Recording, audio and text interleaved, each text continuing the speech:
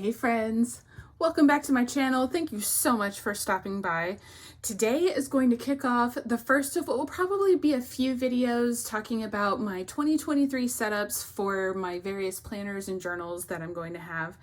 And I really need to get my butt in gear, so these videos are going to help motivate me.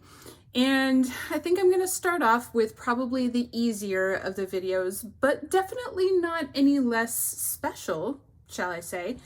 And I'm going to set up my 2023 work planner, which is a Plum Paper monthly planner. If you're not familiar with Plum Paper, I would say Plum Paper is probably the best brand if you're looking for customization. I've looked around a lot of different planner products and journals and things like that. And if you are really particular about your layouts and you don't like when maybe certain companies get a little bit too specific in some of their layouts, Plum Paper is for you. They have all sorts of options as far as covers go, tons of designs, tons of extra logos and free text you can add on top. And then they do several different styles of weekly and daily planners, but I chose a monthly planner. And you can order it punched for discs. They don't come with discs. You can order discs if you want, but I've got plenty in my stash. And they also sell a coiled version. I believe I paid roughly about $40 for this, and it was close to maybe like a $7 or $8 upcharge because I added a bundle of dot grid paper to it. So I think what I'm going to go ahead and do is I'm going to put this on fast forward, and I'm going to add these discs to the planner, and then I'm going to do a flip through to show you what a Plum Paper monthly planner looks like.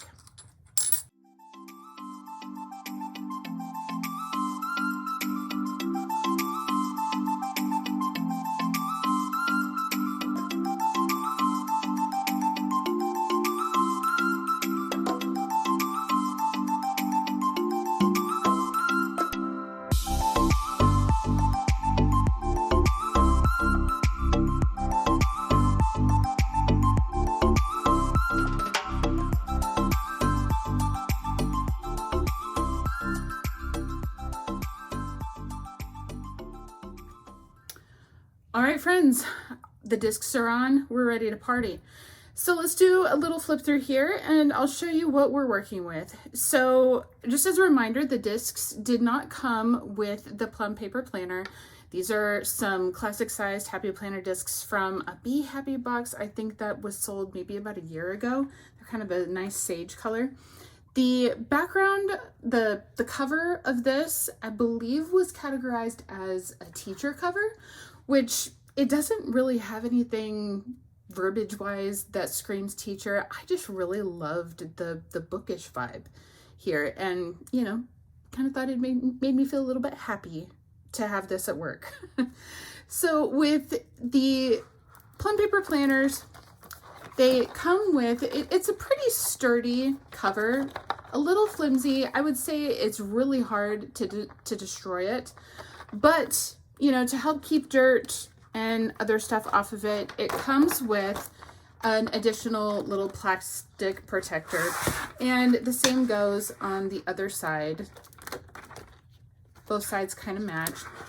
And I'll be honest with you, I'm really not a fan of this plastic protector, but I can also tell you that probably 80-90% of the time that I use this notebook at work, I'm not worried about the cover. I've got it flipped open to the week that I'm working on, and I only close it when, I come home to work from home, or, just something kind of in travel. So really not a big deal. It's probably my least favorite thing about this planner, but you'll see the rest of it's pretty awesome. All right, so jumping in. So we've got a good little welcome page, perpetual calendars here, some special dates, ideas, plans, and goals. Now we get into our months. Here is where I think Plum Paper really has hit the nail on the head. So we've got a January divider here. Nice and plain. You can leave it this way. Feel free to decorate it, whatever strikes your fancy. But on the other side, it doesn't start the calendar yet. So we've got a nice little space, 3 little circles here, birthdays, events, things to remember, some other blank spaces. I like to use this space to track my accomplishments at work. I don't know about you, but when I get to the end of the year and it's time for evaluation time and you're sitting back thinking, I know I did stuff this year, but it's hard to actually come up with it when you're under that kind of pressure. So I like to add little notes as I accomplish certain things. That way it's easy to refer back to them. And, you know, once you see that little reminder, it'll all come back to you. So good space there.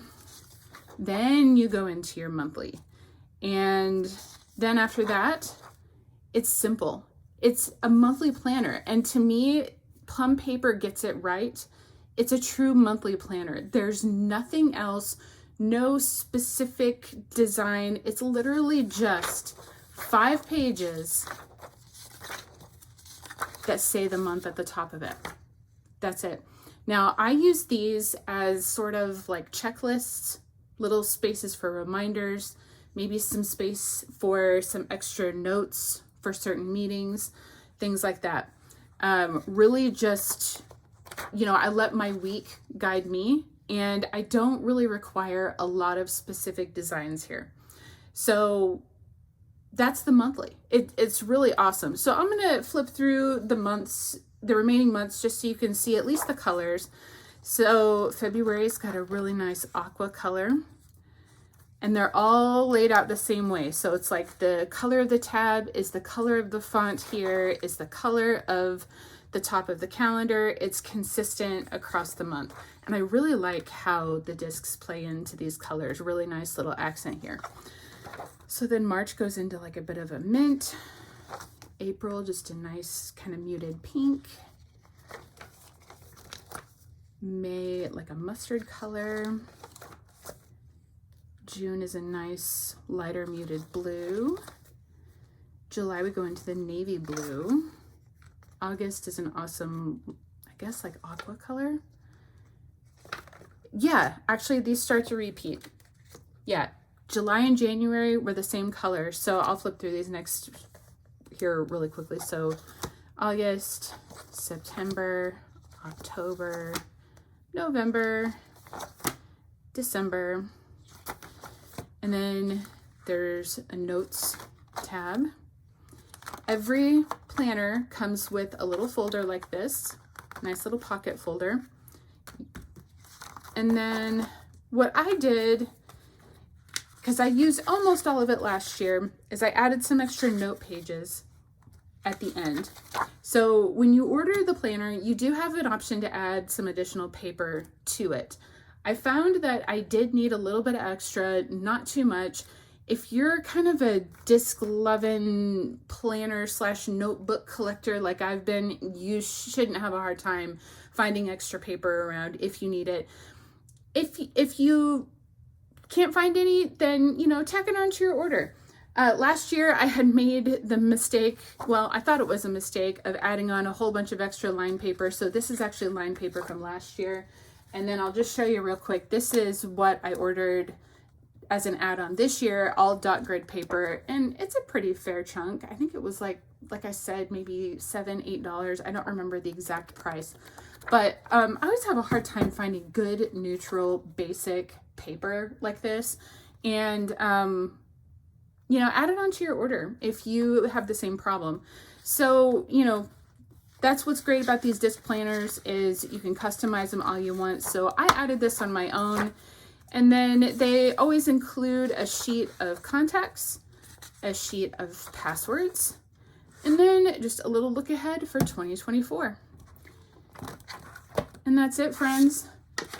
I'm ready to work in 2024. This is my first planner setup, so there are definitely more coming.